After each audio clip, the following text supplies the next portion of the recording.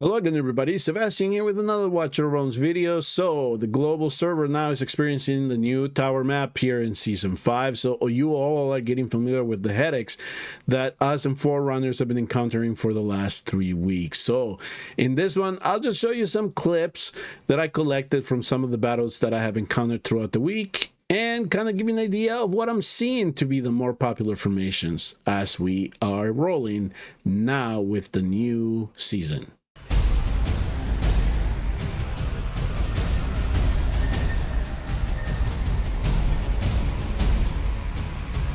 So here's going to be a reel of some of the footage that I collected from the battles that I did from both servers, just to give you an idea of what I'm seeing in both sides and what type of defenses are really people are putting up.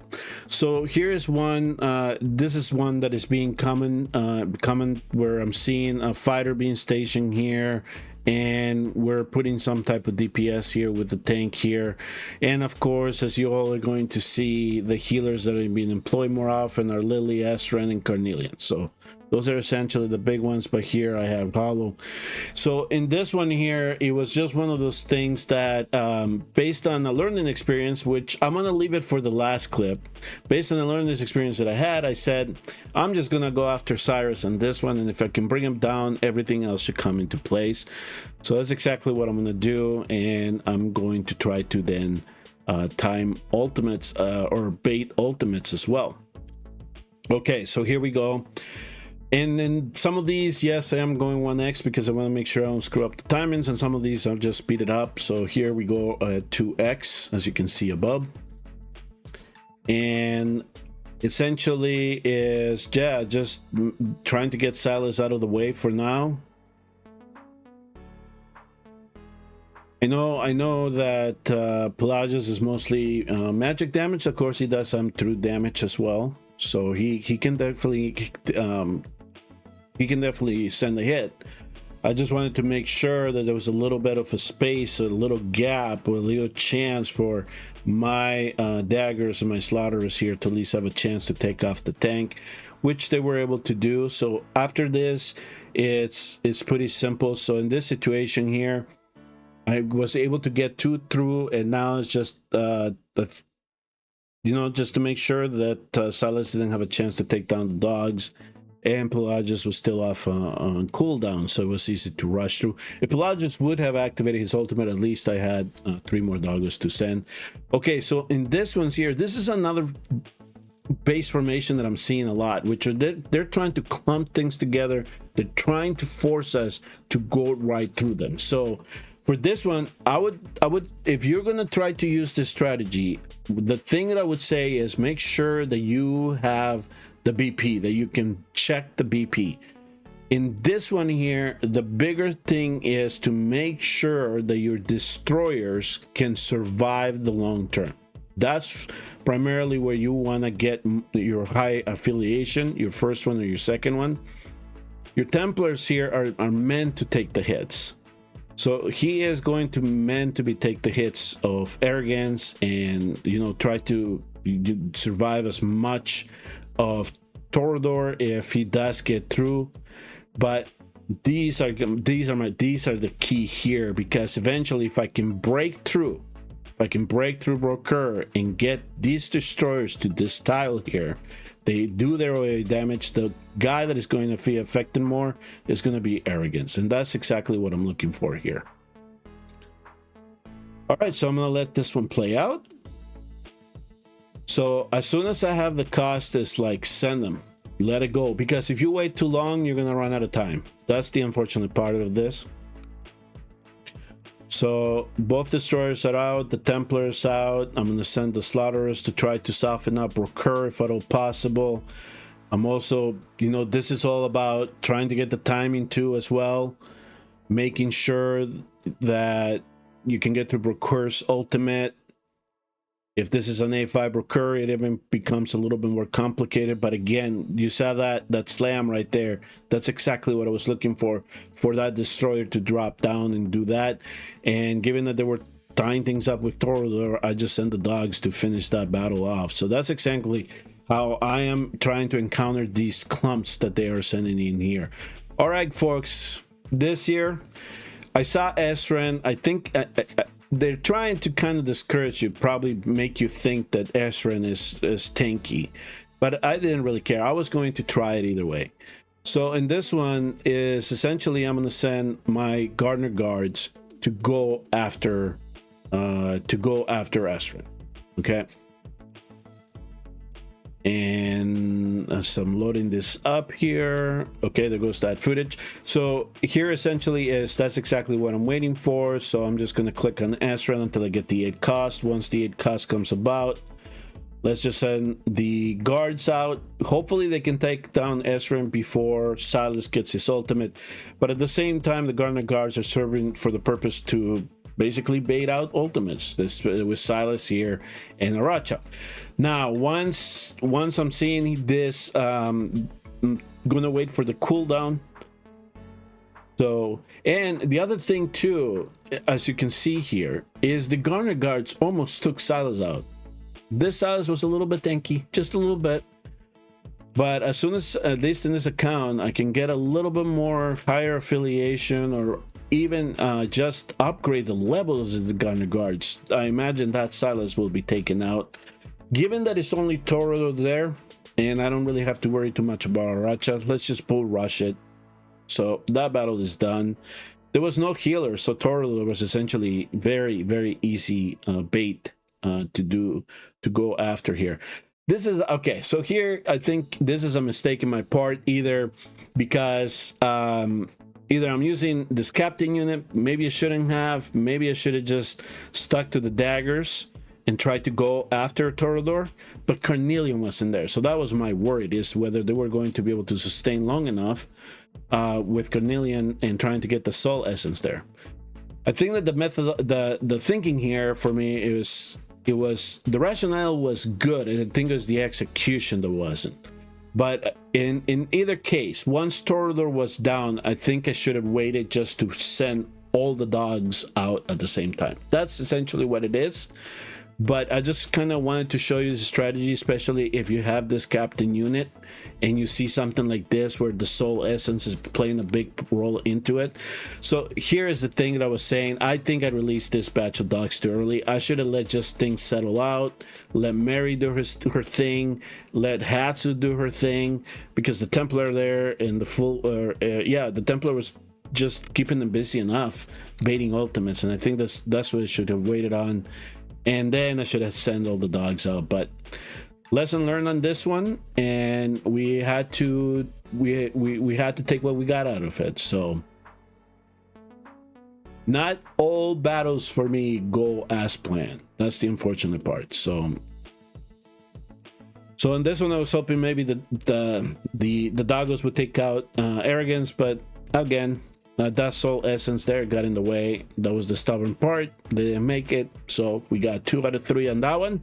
Still a loss, but that's the case. Okay, so on this one here, sorry, I did forget to record the footages this one, but I don't know if you guys are going to see something similar like this, because I've been seeing this setup, especially with Captain Reeve.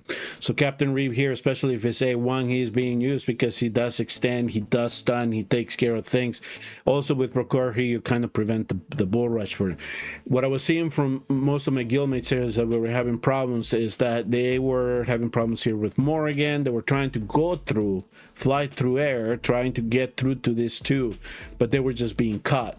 So one of the things that I decided to do here with Carnelian being back here, so the thing with Carnelian here is Carnelian is back here and she's facing upward, so is Captain Reeve here, and then we have Bierna. So if I'm seeing the sequence here of the orbs, this is going to bounce here, here, here, here. Okay, that is because of how they position Captain Reeve. If Captain Reeve would have been facing this way, the orb then would have hit, I believe it would have hit Procure and then come down to Morgan. But I knew I had that little bit of time before Morgan got the orb. So you see how Bierna got the orb first? Captain Reeve is facing this way, so Bierna gets the orb first, then Procure, then Morgan. So since I had that little bit of time, I decided I think I have enough time to bomb Morrigan out of the way. So that's what I did there. Now it really softened up the defense. Now I could apply what I was seeing my guildmates trying to do, which was go through the air. Now here, the reason that I released the speedster here before I sent the lightning guards is I wanted to make sure that Bierna's ultimate was triggered, because she could bring down those lightning guards. So we got 2 past. Again, this was just me making sure that the animation was out of the way. Just fly through it. I knew Bierna, if she would to activate her ultimate, maybe I could scatter the epic flyers here enough so only 1 batch would be affected, and then get the last 2 in there. And that's exactly how we beat that one. All right, here on this one here, it was Morlock's idea. It's one of my guildmates. He pretty much said swarm it, and then I said, okay, I'm gonna try it. But this one here is a case of making sure you can BP check it. That's essentially what it is. So you saw my affiliations there. So I made sure that my Templars were highly affiliated, my healers were highly, and these rare tanks, and then the dogs. The dogs are essentially hopefully going to be the last ones to get through, but you have to make sure that your dogs are able to survive the hits that you're going to notice here that they're going to go through. So sometimes what I do beforehand, just to get an idea, is I look to see how much damage they're doing to units, because that kind of gives you an idea as to how possibly how long they might last. And that's really what's going to happen here, is that I have to make sure that everybody's going to survive long enough for me to build this up so I can send the dogs through. So let's just go through that. Okay, so I guess I'm waiting here a little bit, making sure that their times are really tight. So let's send this healer out. Go help the Templars. So here I'm slowing things down again. I'm gonna send the other healer out. Again, I'm sending the healers out based on what I'm seeing the damage done to the Templars. So the Templars, if I didn't think the Templars would get into trouble too much, I would have sent the healers out a little bit later, just to make sure that they survive long enough for everybody to get healed. All right, so I have here enough cost for the epic rare, or the rare tanks. So I'm going to send those guys out.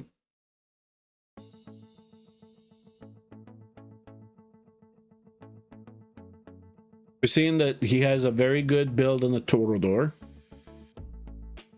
He's definitely hitting, he's stunning people. So I wasn't going to try to find out if it was an A5 Toreador, which might have been the case. So we just decided, let's try to swarm it. Now, here's the thing. That is what I was waiting for as well, because I wanted Hatsu to get her ultimate off. Once I felt that everything is being piled up, now I'm slowing things down, because as soon as I get 10 cost, we're going to send everybody through. And here's what I'm hoping, that the dogs survive. This is it. If your dogs survive, you should be fine. Otherwise, if you're affiliating too weakly, they're gonna get shot off, especially if Ajax does his AoE. And there, I was lucky enough to get 3 of them to go through, both Toreador and Brooker. So that's essentially what that battle encounter there. Okay, so in this one here, I think, yeah, this one here is, again, just an example. Don't get cute with that platform there now. Especially next week, maybe you're gonna start seeing some Gardener guards. So on this one, I just decided I'm not going to. I don't think that Maul is going to slow down the Gardener guards too much. But either way, we are going to get ultimates out of the way, because I am also paying attention to Elder. So I want Elder to use his ultimate. All right, so this is fine. All right. Now I'm going to send the Gardener guards out, because what I'm hoping, here's what I'm hoping. Remember, Elder is off his ultimate. So what I'm hoping is that they both have enough time to take out Maul and take out Silas. There he goes. All right, so now Maul and Silas are out of the way. Remember, Elder was off his ultimate, so they were able to survive a little bit. Now that he is getting to the tail end of his ultimate, now let's send the daggers and the slaughterers. You can see that we're full right on Broker, so let's just rush the dogs. That's it. We got those out of the way. So that's kind of the strategies that I am employing here in both servers, trying to figure out what the best way would be to counter each one of these of all these type of defenses that I'm seeing. Cyrus, yes, he's going to be one of the stubborn ones, especially to try to get through, and so will be Broker. Broker is going to be a good tank, but this is one classic formation that I'm seeing that everybody's trying to use just to make sure that they can melt things down. Arrogance, Aracha, Emirate, all these type of defenses, they're kind of shining. So it's all about either you doing a BP check, making sure that you have your roster, and an offense is to make sure that you have the proper units affiliated. Try to get them as high level as you can to try to get through the damage of this.